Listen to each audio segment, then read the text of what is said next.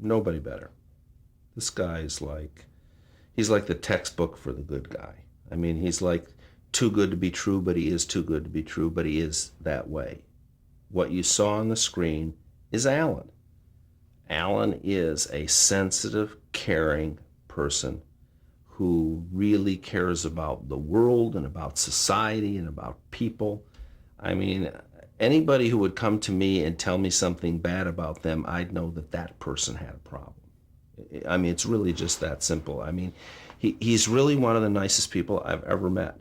We're very close friends, have been since the first days of the show. Our families are friends, the kids, and so on and so forth.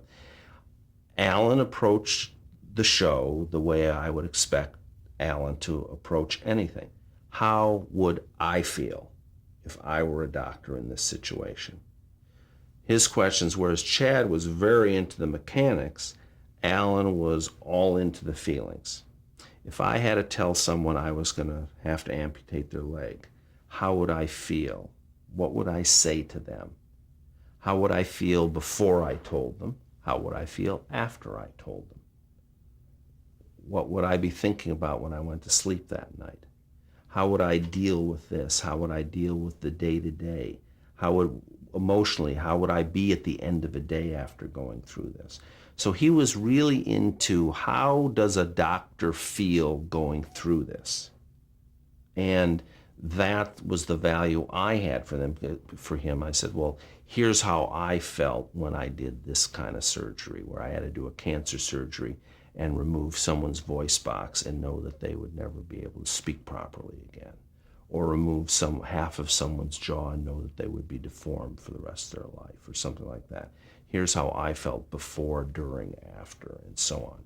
So I was able to impart to him how I felt as a doctor, and I'm a fairly caring individual, and so that was really what he wanted to know: is how do doctors feel, how do patients feel, it's like when you look at the initial shot of the chopper coming in and Alan going up and saying something, and I was there the day they shot that, and he did the first couple of things. He says, what do you think?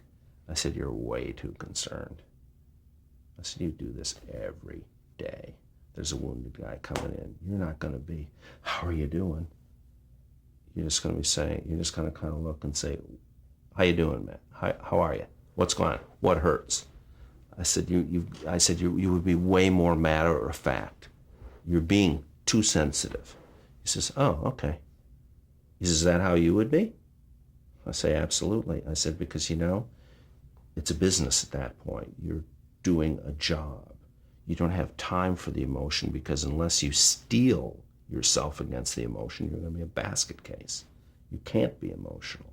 Because the other thing is, what you have to realize is those patients are expecting you not to be emotional, because if you're emotional, it makes them more nervous.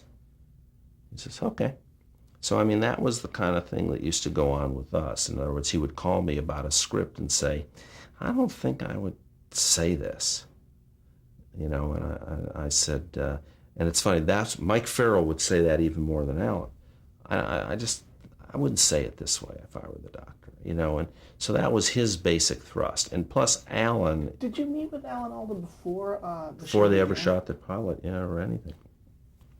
I met with him at a restaurant in Westwood, which is now out of business. I can't remember the name. He and his wife Arlene, and me and my wife Marilyn and I met for dinner. And we sat and talked, and then he and I would meet and talk about all these things. So we did this.